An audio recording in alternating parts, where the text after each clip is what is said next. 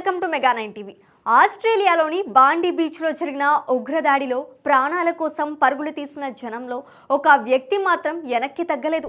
తన ప్రాణాలను లెక్క చేయకుండా ఎంతో మంది ప్రాణాలను కాపాడిన సిరియా వలసదారు అహ్మద్ అల్ అహ్మద్ ఈరోజు ప్రపంచం మాట్లాడుకునే రియల్ హీరోగా నిలిచారు. ఈ సాహసానికి అమెరికా అధ్యక్షుడు డొనాల్డ్ ట్రంప్ సైతం అహ్మద్ను ప్రశంసించారు. ఆస్ట్రేలియా సిడ్నీలోని బాండీ బీచ్లో జరిగిన ఉగ్రదాడి గురించి అందరికీ తెలిసిందే. తండ్రి కొడుకులైన ఇద్దరు ఉగ్రవాదులు పర్యాటకులపై దాడికి పాల్పడగా అక్కడే ఉన్న ఓ వ్యక్తి ఎంతో మంది ప్రాణాలు కాపాడారు.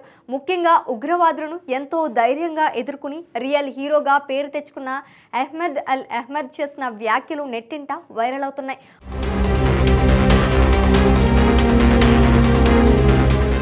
ముఖ్యంగా ఉగ్రదాడి జరుగుతున్న సమయంలోనే అతడు ఈ పోరాటంలో నేను మరణిస్తాననిపిస్తోంది అని ఈ విషయాన్ని తన కుటుంబానికి తెలియజేయాలని పక్కనే ఉన్న ఓ వ్యక్తికి చెప్పారు. ఆయన చేసిన ఈ చివరి మాటలు అందరి హృదయాలను కదిలిస్తున్నాయి.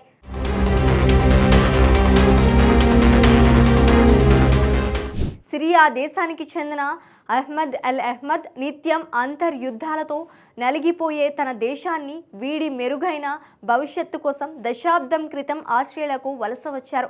దక్షిణ సిడ్నీలోని సదర్లాండ్ షైర్లో భార్య పిల్లలతో కొత్త జీవితాన్ని ప్రారంభించారు. స్థానికంగా ఒక పండ్ల దుకాణం నడుపుతూ కుటుంబాన్ని పోషిస్తున్న అహ్మద్ తన సాధారణ జీవితంలో ఊహించని హీరోగా మారారు. ముఖ్యంగా ఉగ్రదాడి జరిగిన ఆదివారం ఉదయం బోండీ బీచ్లో తన బంధువు జోజీ ఆల్కామ్స్తో కలిసి అహ్మద్ కాఫీ షాప్లో ఉన్నారు. ఒక్కసారిగా కాల్పుల శబ్దాలు వినిపించగానే వారు భయపడిపోయారు.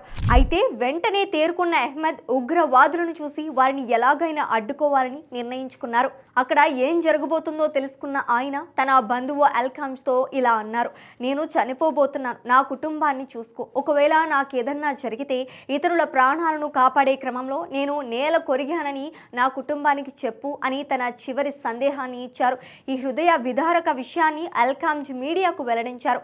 ఈ ఘటన సమయంలో కాల్పులు జరుగుతున్న దుండగుల్లో ఒకడిని అహ్మద్ అడ్డుకున్నారు. వెనుక నుంచి వెళ్లి ధైర్యంగా ఆ దుండగుడి చేతిలోని తుపాకీని లాక్కున్నారు. దీంతో ఆ ఉగ్రవాది అక్కడి నుంచి పారిపోయాడు. ఈ పోరాటానికి సంబంధించిన దృశ్యాలు వైరల్ అయ్యాయి. ఉగ్రవాదిని అడ్డుకునే ప్రయత్నంలో అహ్మద్ గాయపడగా ప్రస్తుతం ఆయన ఆసుపత్రిలో చికిత్స పొందుతున్నారు. ఈ సాహసానికి అమెరికా అధ్యక్షుడు డొనాల్డ్ ట్రంప్ సైతం అహ్మద్ను ప్రశంసించారు. అహ్మద్ త్వరగా కోలుకోవాలని ఆయన ఆకాంక్షించారు.